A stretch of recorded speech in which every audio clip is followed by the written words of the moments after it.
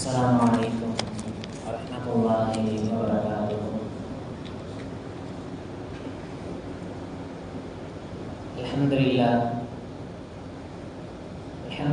rabbil alamin. Salatu wassalamu ala rasulil karim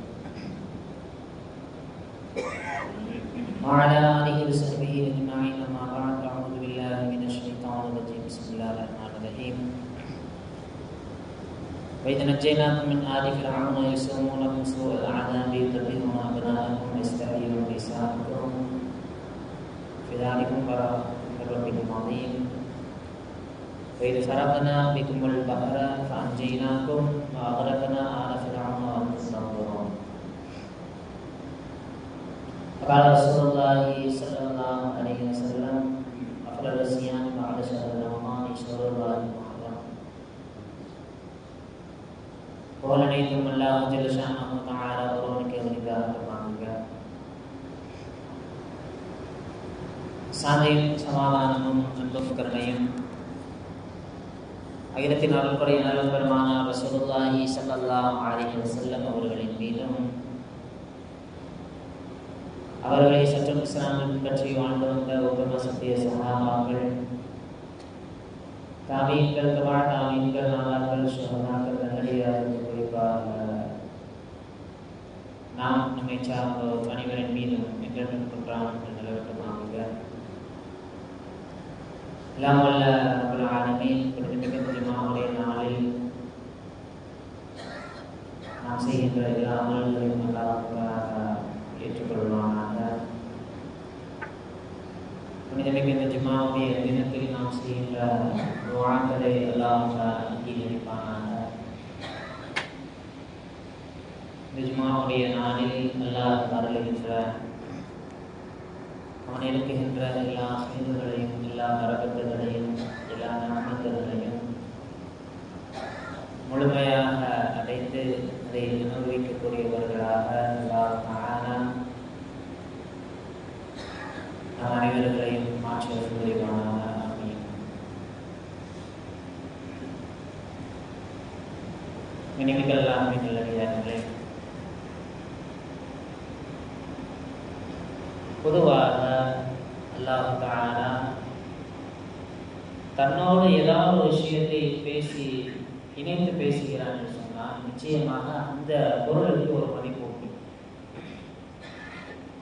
உதாரணமாக அல்லாஹ் தஆலா சாலிஹ் அலைஹிஸ்ஸலாம் அவர்களுடைய கூட்டத்தார்களுக்கு அனுப்பப்பட்ட ஒட்டகம் குறித்து சொல்லுகின்ற பொழுது ஆதிஹி நாக்கத்துல்லாஹி லக்கும், இது அல்லாஹ்வினுடைய ஒட்டகம் என்று அல்லாஹ் தஆலா குர்ஆன்ல சொல்றான். அப்ப அந்த ஒட்டகம் சிறப்பிற்குரிய ஒட்டகமா மாறுகின்றது. இப்படி அல்லாஹ் தஆலா காபா அப்படின்னு எடுத்துக்கிட்டோம்னா அதை அல்லாஹ் தஆலா தன்னோடு சேர்த்து காபத்துல்லா அப்படின்னு அல்லாஹ் தஆலா சொல்றான். அதே போன்று சஃபா மர்வா மலை குறித்து அல்லாஹ் தஆலா பேசுகின்ற பொழுது இன்ன சஃபா வல் மர்வத மின் ஷஆயிரில்லாஹ், இது அல்லாஹ்வுடைய அத்தாட்சிகளில் உள்ள ஒரு விஷயம்.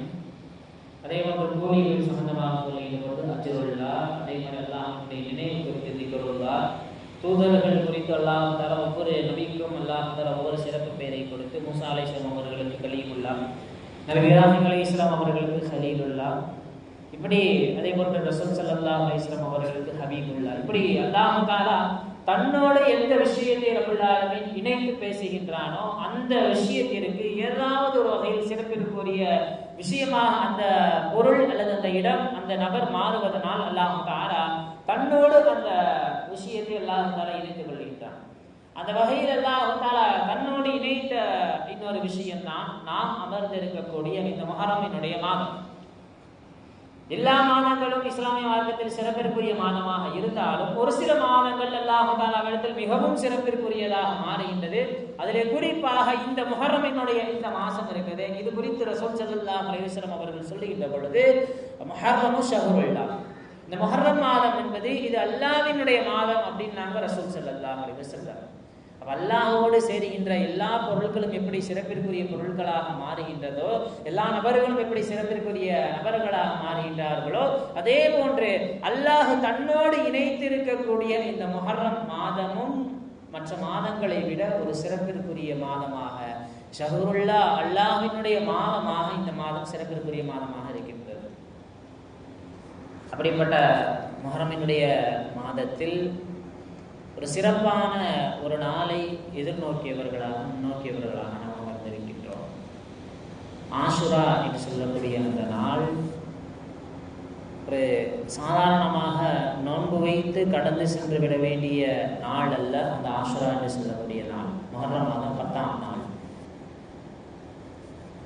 இஸ்லாமிய மார்க்கம் நபி ஆதம் அலைஹிஸ்ஸலாம் அவர்களிடமிருந்து கடந்து வந்த பாதைகள் எல்லா காலங்களிலும் சிறப்பிற்குரிய நாளாக இந்த முஹர்ரமினுடைய 10ஆம் நாள், இந்த ஆஷுரா நாள் மாறி இருக்கின்றது. முன்னாடி சென்ற நபிமார்கள் எந்தெந்த நபிமார்கள் எல்லாம் சந்தோஷமான வாழ்க்கையை கடந்து வந்தார்களோ, அதே போன்று எந்தெந்த நபிமார்கள் எல்லாம் தங்களுடைய வாழ்க்கையில் கஷ்டங்களை துன்பங்களை அனுபவித்தார்களோ, எல்லா கஷ்டங்கள் துன்பங்களில் இருந்தும் வெளிவந்த நாள் இந்த ஆஷுராவினுடைய நாள்.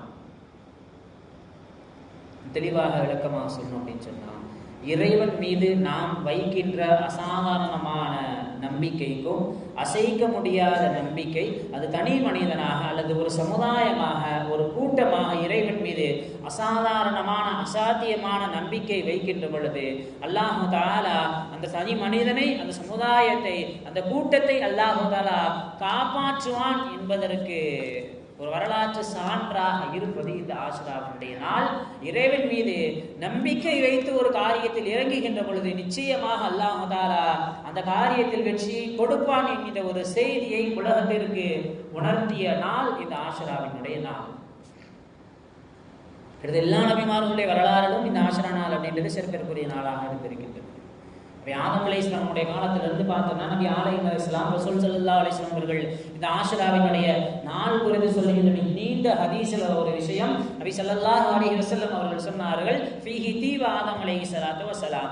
ஆதம் அலைஹிஸ்ஸலாம் அவர்கள் தங்களுடைய தான் செய்த பாவம் குறித்து பல ஆண்டுகளாக அல்லாஹ் தஆலாவிற்கு துஆ செய்கின்றார்கள். அல்லாஹ் தஆலா தன்னுடைய பாவ மன்னிப்பை நபி ஆதம் அலைஹிஸ்ஸலாம் அவர்களுக்கு வழங்குவதற்காக தேர்ந்தெடுத்த நாள் இந்த ஆஷுராவினுடைய நாள். அதே போன்று நபி இப்ராஹிம் அலைஹிஸ்ஸலாம், அந்த நம்ரூத் மன்னன் இப்ராஹிம் நபியை தூக்கி அந்த நெருப்பு குண்டத்தில் போடப்பட்டு நெருப்பு குண்டத்திலிருந்து இப்ராஹிம் அலைஹிஸ்ஸலாம் அவர்கள் காப்பாற்றப்பட்டது இந்த ஆஷுராவினுடைய நாளில் தான். அதே போன்று நூஹ் அலைஹிஸ்ஸலாம், நூஹ் நபியினுடைய கப்பல் கிட்டத்தட்ட ஒரு 6 மாதங்கள் ரஜபுல் ஆரம்பித்த அந்த நூஹ் நபியினுடைய கப்பலினுடைய பயணம், ரஜபுல் ஆரம்பிக்கின்ற அந்த பயணம் கிட்டத்தட்ட இந்த முஹர்ரம் 10ஆம் நாள் ஆஷுரா நாளில் தான் ஜூதி மலையில் நூஹ் அலைஹிஸ்ஸலாமுடைய கப்பலும் தரையிறங்குகின்றது. வரலாறு முழுக்க நபிமார்களுடைய வரலாறுகளில் இந்த ஆஷுரா நாள் சிறப்பிற்குரிய நாள். மூசா அலைஹிஸ்ஸலாம் அவங்களுடைய காலத்துல, நபி மூசா அலைஹிஸ்ஸலாமுடைய ஆரம்ப காலகட்டத்துல ஃபிரௌன் அவனிடம் இருக்கக்கூடிய சூனியக்காரர்களை ஒன்று திரட்டி மூசா அலைஹிஸ்ஸலாம் அவர்களுக்கு எதிராக நிப்பாட்டிய பொழுது நபி மூசா அலைஹிஸ்ஸலாம் அவர்கள் தன்னுடைய அந்த தடியை தூக்கி எறிகின்ற பொழுது அது மிகப்பெரிய பாம்பாக மாறி எதிரிகளாக இருக்கக்கூடிய அந்த சூனியக்காரர்களுடைய அந்த பாம்புகளை எல்லாம் விழுங்கிய அந்த நாள் இந்த ஆஷுராவினுடைய நாள் தான். அதே போன்ற நபி மூசா அலைஹிஸ்ஸலாம் நமக்கெல்லாம் தெரிந்த பச்சையமான ஒரு வரலாறு தான். மூசா அலைஹிஸ்ஸலாம் அவங்களும் ஒரு இந்த பனி இஸ்ரவேலர்களுடைய அந்த 6 லட்சம் நபர்களோடு செல்லுகின்ற பொழுது கடல் பிளந்து வழிவிட்டு மூசா அலைஹிஸ்ஸலாமுடைய கூட்டத்தினர்கள் காப்பாற்றப்பட்டு ஃபிரௌன் மூழ்கடிக்கப்பட்ட நாள் இந்த ஆஷுராவினுடைய நாள் தான். அது யாக்கூப் அலைஹிஸ்ஸலாமுடைய வரலாறுகளில் பார்த்தோம்னா, யாக்கூப் நபி ரொம்ப நாள் கழிச்சு யூசுப் அலைஹிஸ்ஸலாம் அவங்களை பார்ப்பதற்காக செல்லுகின்றார்கள். பார்ப்பதற்காக செல்லுகின்ற பொழுது அந்த எகிப்தினுடைய மிகப்பெரிய கசானாவினுடைய அரச அவையினுடைய தலைவராக அந்த யூசுப் அலைஹிஸ்ஸலாம் அவர்களை பார்ப்பதற்காக யாக்கூப் அலைஹிஸ்ஸலாம் அவர்கள் எகிப்தில் நுழைந்த நாள் இந்த ஆஷுராவினுடைய நாள் தான். நிறைய ஈசா அலைஹிஸ்ஸலாம் அவர்கள் உயர்த்தப்பட்டது இந்த ஆஷுராவினுடைய நாள். இப்படி வரலாறு முழுக்க நபிமார்களுடைய வரலாறுகளில் அனைத்து வரலாறுகளிலும் ஒரு முக்கியத்துவம் வாய்ந்த ஒரு நாளாக இந்த ஆஷுராவினுடைய நாள் இருக்கின்றது. நமக்கு வேணா ரசூல் ஸல்லல்லாஹு அலைஹி வஸல்லம் அவர்கள் இந்த நாள் குறித்து விழிப்புணர்வை ஏற்படுத்தியதனால் இந்த நாளினுடைய சிறப்பு நமக்கு தெரிந்திருக்கலாம். ஆனால் ரசூல் ஸல்லல்லாஹு அலைஹி வஸல்லம் காலத்திற்கு முன்பு இருந்தே இந்த ஆஷுராவினுடைய நாள் அரபுலகத்தில் சிறப்பிற்குரிய நாளாக இருந்திருக்கின்றது. ஏன்னா அந்த காபத்துல்லாவினுடைய திரையை மாற்றது அரபுலகத்தில் அன்றைய ஆஷுரா நாளில் தான் என்ன செஞ்சாங்கன்னு சொன்னால் காபத்துல்லாவுடைய திரையை மாற்றினாங்க. அன்றைய நாளில் நோன்பு வைத்து மிகப்பெரிய கொண்டாட்டமாக கொண்டாடி அந்த காபத்துல்லாவினுடைய திரையை ரசூல் ஸல்லல்லாஹு அலைஹி வஸல்லம் அவர்கள் நபியாக அனுப்பப்படுவதற்கு முன்பிருந்தே இந்த ஆஷுராவினுடைய நாள் என்பது அன்றைய காஃபிர்களிடத்தில் கூட சிறப்பிற்குரிய நாளாக இருந்து வந்திருக்கின்றது. எவ்வளவு சிறப்பிற்குரிய ஆஷுரா இந்த நாளில் நடைபெற்ற இந்த சம்பவங்கள், இந்த சம்பவத்தின் மூலமாக வெறும் அன்றைய நாளில் நோன்பு வைத்து அன்றைய சிறப்பை அடைவதையும் தாண்டி இந்த ஆஷுரா நாள் இவ்வளவு சிறப்பிற்குரிய நாள், இவ்வளவு விஷயங்களை கடந்து வந்திருக்கின்ற நாளிலிருந்து இஸ்லாமிய சமூகமாக இருக்கக்கூடிய நாம் இதிலிருந்து என்ன பாடத்தை எடுக்க வேண்டும்? இந்த நோன்பு இபாதத்துகள் அமல்களை எல்லாம் தாண்டி இந்த ஆஷுரா நாளிலிருந்து நாம் தெரிந்து கொள்ள வேண்டிய முக்கியமான செய்திகள் என்ன? முதல் விஷயம், ஏராளமான பாடம் இருக்குது இந்த ஆஷுராவினுடைய நாளில். முதல் விஷயம் என்னன்னா, மக்களுக்கு எதிராக எவன் ஒருவன் அநியாயமாக செயல்படுகின்றானோ, மக்களுக்காக அநீதம் இழைக்கின்றானோ, அவனுக்கு கடுமையான எச்சரிக்கையை இந்த ஆஷுரா நாள் கொடுக்கின்றது. ஃபிரௌன் கிட்டத்தட்ட அனரப்புக்குமுல் ஆலா, நான் தான் உங்களுடைய இறைவன் என்று சொல்லக்கூடிய மிகப்பெரிய கொடுங்கோல் ஆட்சியாளனாக இருந்த ஃபிரௌன் எல்லா வஸ்துக்களையும் அல்லாஹ் தஆலா ஃபிரௌனுக்கு வசப்படுத்தி கொடுத்தான், எல்லா அறிவையும் அல்லாஹ் தஆலா கொடுத்தான். ஆனால் அதை வைத்து ஃபிரௌன் மக்களுக்கு மத்தியில் அநீதமாக ஆட்சி நடத்தியதனால் அல்லாஹ் தஆலா அந்த ஃபிரௌனை ரொம்ப எந்த அளவிற்கு அவன் உயர்ந்தவன் என்று சொன்னானோ அதை வைத்து அல்லாஹ் தஆலா மிக தாழ்ந்த ஆழத்தில் கடலில் வைத்து அல்லாஹ் தஆலா அவனை அழிக்கின்றான். நாம் செய்யக்கூடிய அநியாயம் மூலமாக உலகத்தில் ஒரு காலகட்டத்தில் நாம் உயர்ந்தவர்களாக தெரியலாம், நம்முடைய வாழ்க்கையில் நாம் உயருவது போல தெரியலாம். ஆனால் அநியாயத்தின் மூலமாக ஒரு மனிதன் அநீதமாக செயல்பட்டு உலகத்தில் உயர்வை அடைய ஆசைப்படும் எல்லா நபர்களுக்கும் இந்த ஆஷுரா நாள் மிக பெரும் எச்சரிக்கையை இந்த ஆஷுரா நாள் கற்றுக் கொடுக்கின்றது. அநீதம் சம்பந்தப்பட்ட விஷயத்துல, அநியாயமாக செயல்படக்கூடிய விஷயத்தில் மிகவும் எச்சரிக்கையாக இருக்க வேண்டும். அடுத்து இந்த ஆஷுரா நாள் சொல்லித்தரக்கூடிய பாடம், மூசா அலைஹிஸ்ஸலாமுடைய வரலாற்றின் மூலமாக நம்ம அல்லாஹ்ட்ட எவ்வளவோ துஆ செஞ்சிருக்கோம், எதையும் அல்லாஹ் தஆலா தரவில்லை என்கிற ஒரு எண்ணம் வந்திருக்கும். நபி மூசா அலைஹிஸ்ஸலாம் அவர்களும் ஹாரூன் அலைஹிஸ்ஸலாம் அவர்களும் ஃபிரௌனுடைய தொல்லை எவ்வளவோ எச்சரிக்கை செய்து பார்த்தார்கள், எவ்வளவோ அழைப்பு பணிகள் செய்து பார்த்தார்கள். ஆனால் எந்த விஷயமும் பிரயோஜனம் அளிக்கல அப்படின்னு உடனே நபி மூசா அலைஹிஸ்ஸலாம் அவர்களும் ஹாரூன் அலைஹிஸ்ஸலாம் அவர்களும் 2 பேரும் அல்லாஹ் தஆலாவிடத்தில் சேர்ந்து துஆ செய்கின்றார்கள். மூசா அலைஹிஸ்ஸலாம் அவர்கள் கரமேந்துகின்றார்கள், யா அல்லாஹ் இந்த ஃபிரௌனுடைய ஆட்சிக்கு நீ முற்றுப்புள்ளி வைக்க வேண்டும், ஃபிரௌனை அழிக்க வேண்டும் என்று நபி மூசா அலைஹிஸ்ஸலாம் அவர்கள் துஆ செய்ய, ஹாரூன் அலைஹிஸ்ஸலாம் அவர்கள் ஆமீன் கூற, அல்லாஹ் தஆலா சொன்னான், கதி உஜீபத் தஅவத்துக்குமா, நீங்கள் கேட்கக்கூடிய துஆ மூசாவே, நீங்கள் ஃபிரௌனுடைய ஆட்சிக்கு முற்றுப்புள்ளி வைக்க வேண்டும், ஃபிரௌனை அழிக்க வேண்டும் என்று கேட்கக்கூடிய உங்களுடைய துஆ பதிலளிக்கப்பட்டு விட்டது. அல்லாஹ் வாக்கு கொடுத்துட்டா உங்களோட துஆ ஏற்றுக்கொள்ளப்பட்டதுன்னு. நான் வாக்கு கொடுக்கப்பட்டதற்கு பின்னாலும் அல்லாஹ் தஆலா 40 ஆண்டுகள் கழித்து தான் ஃபிரௌனுடைய ஆட்சிக்கும் ஃபிரௌனுடைய அழிவிற்கும் அல்லாஹ் தஆலா முற்றுப்புள்ளி வைத்தான். அப்போ ஒரு துஆவை நாம் அல்லாஹ்ட்ட கேட்டுக்கிட்டே இருக்கிறோம், என்ன இந்த விஷயம் கிடைக்கலையே, என்ன அல்லாஹ் தஆலா நமக்கு மட்டும் இந்த மாதிரியெல்லாம் கொடுத்துக்கிட்டு இருக்கிறானே என்கின்ற ஒரு நிராசை என்பது என்றைக்கும் துஆவில் வரக்கூடாது. அல்லாஹ் வாக்கு கொடுத்துட்டான், உங்களுடைய துஆ ஏற்றுக்கொள்ளப்பட்டது என்று. ஆனால் அந்த விஷயத்தை நடத்துவதற்கு அல்லாஹ் தஆலா கொடுத்த அவகாசம் 40 ஆண்டுகள். நம்முடைய வாழ்க்கையில நாம செய்யக்கூடிய துஆக்கள், நாம் அல்லாஹ் தஆலா இடத்தில் வைக்கக்கூடிய கோரிக்கைகளை நிச்சயமாக அல்லாஹ் தஆலா நிறைவேற்றுவான். அல்லாஹ் தஆலா ஒரு விஷயத்தை தடுக்கிறான் என்று சொன்னால் நிச்சயமாக அதில் ஏதோ ஒரு கயிறு இருக்கிறது என்பதாக நாம் நம்முடைய உள்ளத்தின் ஆழமாக பதிய வைக்க வேண்டும் என்ற பாடத்தையும் இந்த ஆஷுரா நாள் நமக்கு கற்றுத்தருகின்றது.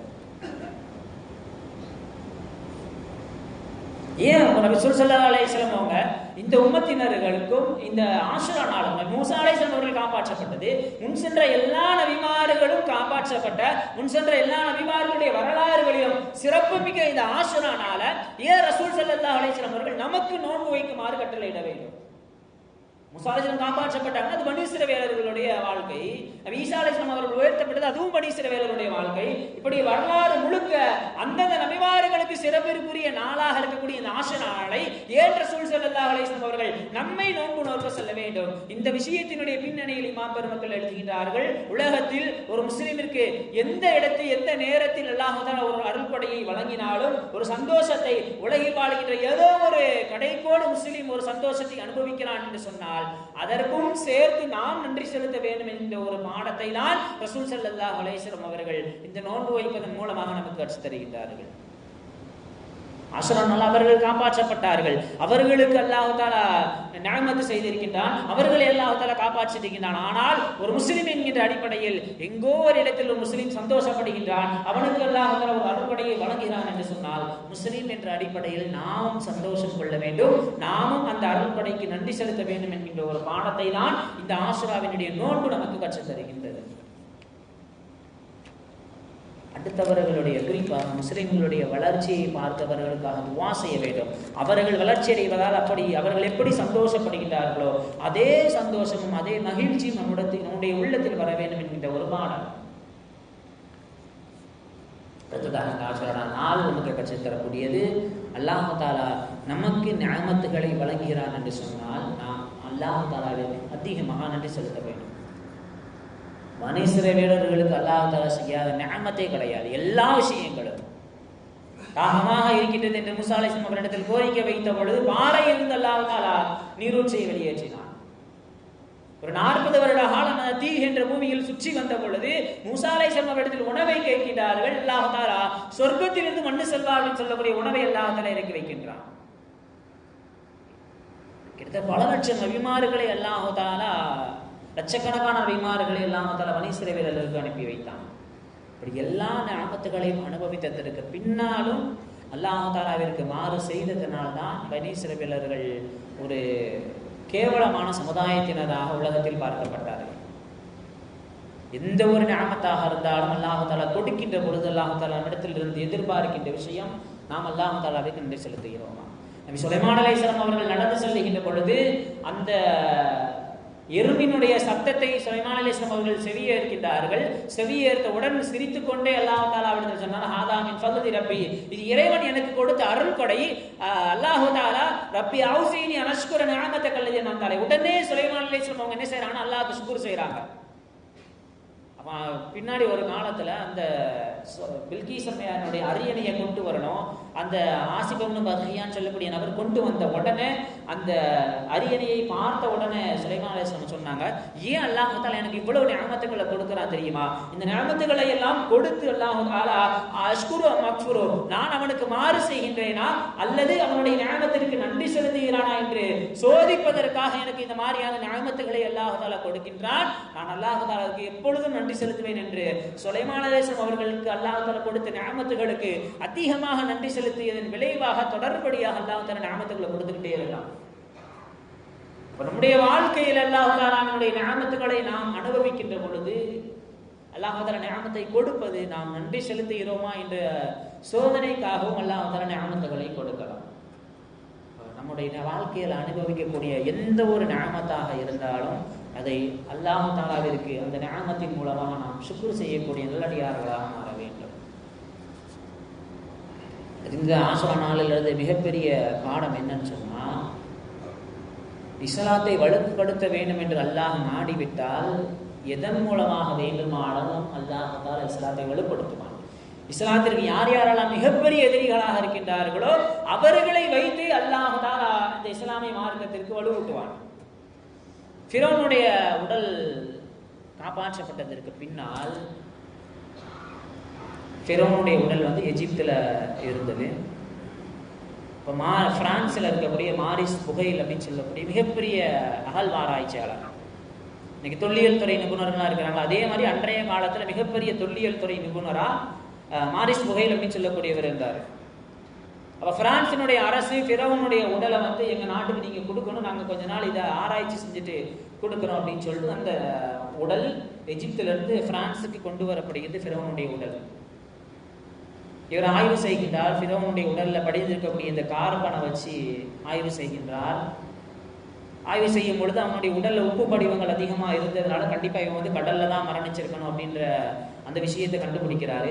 அப்படியே அவர் வந்து அந்த ஃபிரௌனுடைய உடல் ஆய்வு செஞ்சுக்கிட்டே இருக்கும் பொழுது அந்த கூட்டத்தில் இருந்த ஒரு சில நபர்கள் பேசிக் கொள்கின்றார்கள், இந்த ஆய்வை நீங்கள் வெளியே கொண்டு போக வேணாம், இந்த ஃபிரௌனுடைய உடல் சம்பந்தமாக நீங்கள் ஆய்வு செய்கிறீங்களே, இதை நீங்க வெளியே கொண்டு போவனா? காரணம், இது குறித்து முஸ்லீம்கள் தங்களுடைய வேதத்தில் சொல்லப்பட்டதாக அவர்கள் சொல்லிக் கொண்டிருக்கின்றார்கள். அதனால நீங்க இந்த ஃபிரௌனுடைய உடல் எப்ப கண்டுபிடிக்கப்பட்டது, இவன் ஏன் அழிஞ்சான் அப்படின்ற அந்த விஷயத்தை வெளிக்கொண்டு போயிட்டீங்கன்னா இஸ்லாமிய மார்க்கம் வளர்ந்துரும் அப்படின்னு இவர் கூட ரிசர்ச்ல இருந்த அந்த நபர்கள் எல்லாம் சொல்வதை கேட்டு இவர் வெளியே கொண்டு போல அந்த ரிசர்ச். ஆனால் இவருடைய உள்ளத்துல ஒரு எண்ணம், எப்படி பல ஆயிரம் ஆண்டுகளுக்கு முன்னால் அவனுடைய உடல்ல இருக்கக்கூடிய கார்பனை ஆய்வு செய்கின்ற பொழுது பல ஆயிரம் ஆண்டுகளுக்கு முன்னால் வரடித்த ஃபிரௌனுடைய இந்த உடல் குறித்து சமீப காலத்தில் கொஞ்ச நாளைக்கு முன்னாடி இறங்கிய குர்ஆன் எப்படி இவனுடைய உடல் குறித்து பேசும் அப்படின்ற ஒரு கேள்வி இவனுடைய உள்ளத்தில் எழ அப்படியே அது குறித்து ஆய்வு செய்கிறார். பல நாடுகளுக்கு பயணம் செய்கிறார். தௌராத்தை எடுத்து பார்க்கின்றார். தௌராத்துல ஃபிரௌன் இறந்தான் அப்படின்ற அந்த வரலாறு மட்டும்தான் இருக்குது.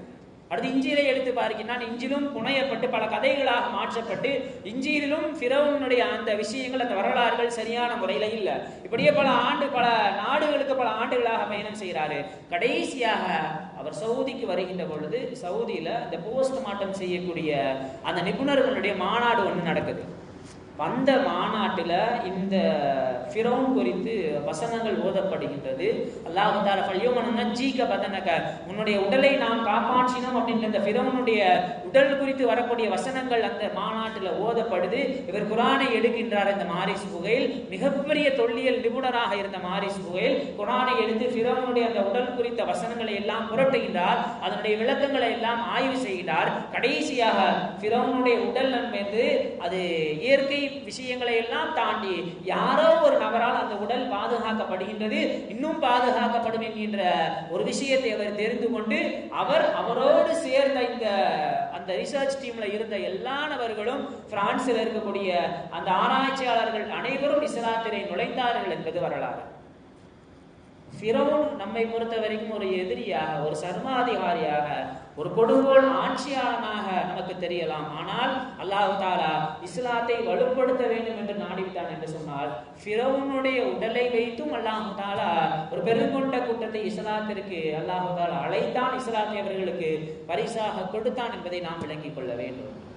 இஸ்லாமிய மார்க்கத்திற்கு அல்லாஹ் தஆலா வலுவூட்ட வேண்டும் என்று நாடிவிட்டால் எங்கிருந்தும் அது இஸ்லாத்திற்கு எதிரியாக இருந்தாலும் அவன் மூலமாகவும் அல்லாஹ் தஆலா நீனுக்கு வலு சேர்ப்பான் என்கின்ற ஒரு பாடமும் இந்த ஆஷரா நமக்கு கற்றுத் தருகின்றது. இந்த ஆஷரா நாளில் நாம் செய்ய வேண்டிய அமல், வரக்கூடிய செவ்வாய் புதன் 9, 10 அந்த நாளில் ஆஷராவுடைய நோன்பு நோக்க வேண்டும். ரசூல் ஸல்லல்லாஹு அலைஹி வஸல்லம் அவர்கள் சொல்லியிருக்கின்றார்கள், இந்த ஆஷராவினுடைய நோன்பு இருக்கின்றதே இது ஒரு வருடத்தினுடைய பாவங்களுக்குரிய பரிகாரமாக இருக்கும் என்று ரசூல் ஸல்லல்லாஹு அலைஹி வஸல்லம் அவர்கள் சொல்லியிருக்கின்றார்கள். இந்த நாளில் அதிகமாக நோன்பு வைப்பதை தாண்டி அதிகமாக இபாதத்துகளில் ஈடுபட வேண்டும். இந்த நோன்பினுடைய விஷயத்தில் ரசூல் ஸல்லல்லாஹு அலைஹி வஸல்லம் கற்றுத் தரக்கூடிய இன்னொரு பாடம் என்னன்னா, எக்காரணத்தை கொண்டும் இஸ்லாமிய சமூகம் என்பது அது தனி கலாச்சாரமாக இஸ்லாமிய மார்க்கத்தினுடைய அடையாளங்கள் எல்லாம் ஒரு தனிப்பட்டு விளங்க வேண்டும் என்று ரசூல் ஸல்லல்லாஹு அலைஹி வஸல்லம் கற்றுத் தருகின்றார்கள். இன்னைக்கு சர்வசாதாரணமாக மாற்று மத கலாச்சாரத்தை பின்பற்றக்கூடிய நாம் இந்த ஹதீஸினுடைய பின்னணியில் யோசிக்க வேண்டும். அன்றைய நாள்ல மக்காவில் இருக்கக்கூடிய யஹூதிகள் அனைவரும் அந்த 10வது நாள் நோன்பு நோற்றார்கள். அப்புறம் ரசூல் ஸல்லல்லாஹு மதீனாவில் இருக்கக்கூடிய யூதர்கள் நோன்பு நோற்றார்கள். அப்புறம் ரசூல் ஸல்லல்லாஹு அலைஹி வஸல்லம் அவங்க அந்த யூதர்களை அழைத்து கேட்கின்ற பொழுது, என்ன இந்த நாள்ல நோன்பு வைக்கிறீங்க அப்படிங்கும் பொழுது, ஃபீஹி நஜ்ஜல்லாஹு மூசா அலைஹிஸ்ஸலாம், இந்த நாளில் நான் அல்லாஹ் தஆலா நபி மூசா அலைஹிஸ்ஸலாம் அவங்களை என்ன செஞ்சான், அல்லாஹ் தஆலா காப்பாற்றினான், அதனால நாங்க நோன்பு வைக்கிறோம் அப்படின்னு யஹூதிகள் சொன்ன உடனே ரசூல் ஸல்லல்லாஹு அலைஹி வஸல்லம் அவர்கள் அங்கே நோன்பு என்று சொல்லக்கூடிய ஒரு இபாதத்தாகவே இருந்தாலும் யஹூதிகளோடு ஒருபோதும் நாம் ஒன்று சேரக்கூடாது என்பதனால் தான் ரசூல் ஸல்லல்லாஹு அலைஹி வஸல்லம் அவர்கள் நான் 9, 10 சேர்த்து நோன்பு வைப்பேன் அப்படின்னாங்க. இஸ்லாமிய மார்க்கம் என்பது அது தனித்து விளங்க வேண்டும். அதனுடைய கலாச்சாரம் என்பது தனியான கலாச்சாரம். எக்காரணத்தை கொண்டும் மாற்று சமுதாயத்தினுடைய கலாச்சாரத்தோடு அவர்களுடைய நடைமுறைகளோடு நாம் ஒன்றாக செல்லக்கூடாது, ஒட்டு போகக்கூடாது என்கின்றதுனால்தான் ரசூல் ஸல்லல்லாஹு அலைஹி வஸல்லம் அவர்கள் நீங்கள் நோன்பாகவே இருந்தால் ஒரு நாள் எக்ஸ்ட்ரா நோன்பு வச்சு அவர்களுக்கு மாறு செய்யணும் நாங்கள் ரசூல் ஸல்லல்லாஹு அலைஹி வஸல்லம். எக்காரணத்தை நம்முடைய வாழ்க்கை இஸ்லாமிய கலாச்சாரத்தை அதை மாற்று மத கலாச்சாரத்தோடு நாம் இணைக்கக்கூடாது. இதுவும் இந்த ஆஷரா சொல்லக்கூடிய பாடம். ஆஷரா நாளில் நோன்பு வைக்க வேண்டும், அதிகமாக அல்லாஹ் தஆலாவிடத்தில் துஆ செய்ய வேண்டும். இன்னும் ஒருபடி மேலாக ரசூல் ஸல்லல்லாஹு அலைஹி வஸல்லம் சொல்லியிருக்காங்க, பைஹக்கி அப்படின்னு சொல்லக்கூடிய அந்த ஹதீஸ் கிதாபில் பதிவு செய்யப்படுகின்ற ஹதீஸ், மன் மஸ்ஸஅ அலா ஆலிஹி யௌம ஆஷரா, எவர் ஒருவர் ஆஷரா நாள் அன்று தன்னுடைய குடும்பத்திற்கு செலவு செய்கின்றாரோ வஸஅல்லாஹு சாயிரி சனத்தில் பாக்கி, மீதமுள்ள நாட்களில் அல்லாஹ் தஆலா அவருடைய குடும்பத்தினர்களுக்கு பரக்கத்து செய்கிறான். இந்த ஹதீஸை கேட்ட சுஃபியான் இப்னு உமைனா அப்படின்னு சொல்லக்கூடிய ஒரு சஹாபி, ரசூல் ஸல்லல்லாஹு அலைஹி வஸல்லம் முஹர்ரம் நாள் அன்று நம்முடைய குடும்பத்தினர்களுக்கு செலவு செய்தால் மற்ற நாளில் அல்லாஹ் தஆலா பரக்கத்தை நம்முடைய குடும்பத்தினர்களுக்கு தருவான் அப்படின்ற ஹதீஸை செவிமடுத்த சுஃபியான் இப்னு உமைனா அப்படின்னு சொல்லக்கூடிய சஹாபி, அந்த ஹதீஸ் கிதாபில் அந்த ஹதீஸினுடைய தொடர்ல கடைசியில் எழுதுறாங்க. அந்த சஹாபி சொல்லுகின்றார்கள், வஜிதரபைனாஹு, இதை நாங்கள் எங்களுடைய வாழ்க்கையில் 40 ஆண்டுகள் நடைமுறைப்படுத்தி பார்த்தோம். வஜிதனாஹு, ரசூல் ஸல்லல்லாஹு அலைஹி வஸல்லம் அவர்கள் சொன்னது போல 40 ஆண்டுகளாக வரக்கூடிய ஆஷரா நாளில் நாங்கள் எங்களுடைய குடும்பத்தினர்களுக்கு செலவு செய்தோம்.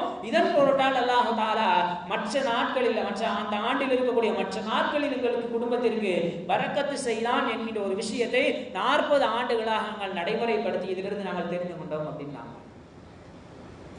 அன்றைய நாளில் முடிந்த அளவிற்கு நம்முடைய குடும்பத்தினர்களுக்கு ஏதாவது ஒரு விஷயத்தை செலவு செய்ய வேண்டும். அன்றைய நாளில் தான் நூஹ் அலைஹிஸ்ஸலாம் அவங்களுடைய அந்த கப்பல் இறங்கிய நாளில் உலகத்தில் எங்கேயுமே உணவு கிடையாது. ஒட்டுமொத்தமாக தண்ணீர் சூழ்ந்த ஒரு பூமி நூஹ் அலைஹிஸ்ஸலாமுடைய காலத்தில் இருந்து அன்றைய பூமி. அப்ப நூஹ் அலைஹிஸ்ஸலாம் அவர்கள் பூமியிலே இறங்குகின்ற பொழுது அல்லாஹ் தஆலா சொன்னான், இஹ்பிது பி ஸலாமின் மின்னா வ பரகாத்தின் அலைக வ அலா கௌமின் மஅக, உங்களோடு இருக்கக்கூடிய உங்கள் மீதும் உங்களோடு இருக்கக்கூடிய நபர்கள் மீதும் என்ன செய்யறான், இன்னைக்கு நான் பரக்கத்து செய்கிறேன் அப்படின்னு சொல்லி அல்லாஹ் தஆலா சொல்லி எல்லா பரக்கத்துகளையும் நூஹ் அலைஹிஸ்ஸலாம் அவர்கள் அன்று இறங்கி அந்த ஆஷரா நாள்ல அல்லாஹ் தஆலா எல்லா பொருட்களையும் பரக்கத்து செய்தான். உடனே நூஹ் அலைஹிஸ்ஸலாம் என்ன செஞ்சாங்கன்னா, தன்னிடத்தில் இருக்கக்கூடிய அந்த உணவுப் பொருட்களை எல்லாம் ஒன்று சேர்த்து இன்றைய நாள்ல அல்லாஹ் தஆலா அவனிடத்தில் இருந்து சலாத்தையும் அவனிடமிருந்து பரக்கத்தையும் அல்லாஹ் தஆலா இறக்குவதாக வாக்களித்து இருக்கிறான் அப்படின்னு தன்னிடத்தில் இருந்த உணவுப் பொருட்களை எல்லாம் ஒன்று சேர்த்து பிஸ்மில்லா சொல்லி உணவு சமைக்கின்றார்கள். குறைந்த அளவாக இருந்த உணவு அன்று இருந்த பெருங்கொண்ட கூட்டத்தினர்களுக்கு போதுமானதாக இருந்தது என்பதாக நூஹ் அலைஹிஸ்ஸலாமுடைய வரலாறுகள் எழுதுவாங்க. என்ன காரணம், இன்றைய நாளில் அல்லாஹ் தஆலா பரக்கத்தை இறக்குகின்றான். நூஹ் அலைஹிஸ்ஸலாம் அவர்களுக்கு மட்டுமல்ல, முஸ்லிம்களாக இருக்கக்கூடிய எல்லா நபர்களுக்கும் இன்றைய நாள் அல்லாஹ் தஆலா சலாத்தையும் பரக்கத்தையும் இறக்குகிறேன் என்கின்ற ஒரு பாடத்தை ரப்பல் ஆலமீன் இந்த ஆஷரா நாளின் மூலமாக சொல்லித் தருகின்றார். அவருடைய வாழ்க்கையில் அமல் செய்ய வேண்டும். குறிப்பாக இந்த ஆஷரா நாளில் நோன்பு நோக்க வேண்டும். ஒரு வருடத்திற்கான பாவ மன்னிப்பை பெற்று தரக்கூடிய நோன்பாக இருக்கின்றது. அதே போன்று இந்த நாளில் செலவு செய்யக்கூடிய அந்த குடும்பத்தினர்கள் மீது செலவு செய்யக்கூடிய அந்த செலவுகள் மற்ற ஆண்டுகளினுடைய மற்ற நாட்களில் பரக்கத்தை பெற்று தரக்கூடியதாக இருக்கின்றது. இதை எல்லாத்தையும் தாண்டி இந்த ஆஷரா நாள், இந்த ஆஷரா நோன்பு, இந்த ஆஷரா நாளில் நிகழ்ந்த சம்பவம் நமக்கு சொல்லி தரக்கூடிய மிக ஆழமான செய்தி என்னன்னு சொன்னா, நம்முடைய வாழ்க்கையில செய்யக்கூடிய அமல்கள் அனைத்தையும் தொடர்படியாக செய்ய வேண்டும். ஒரு பக்கம் ஃபிரௌன், அவன் கடலுக்கடியில் இருக்கின்றான். இன்னொரு பக்கம் குர்ஆனை நாம் புரட்டி பார்த்தால் நபி யூனுஸ் அலைஹிஸ்ஸலாம் அவர்களும் கடலுக்கடியில் இருக்கின்றார்கள். ரெண்டு பேருமே தண்ணிக்குள்ள இருக்கிறாங்க. யூனுஸ் அலைஹிஸ்ஸலாம் மீன் வயிற்றுல, இரண்டு பேருமே தஸ்பீஹ் செய்யறாங்க. ஃபிரௌனும் ஈமான் கொண்டான் கடலுக்கு அந்த மூழ்கடிக்கப்படக்கூடிய அந்த நேரத்துல. யூனுஸ் அலைஹிஸ்ஸலாம் அவர்களும் மீன் வயிற்றுக்குள்ள இருந்து தஸ்பீஹ் செய்தார்கள்.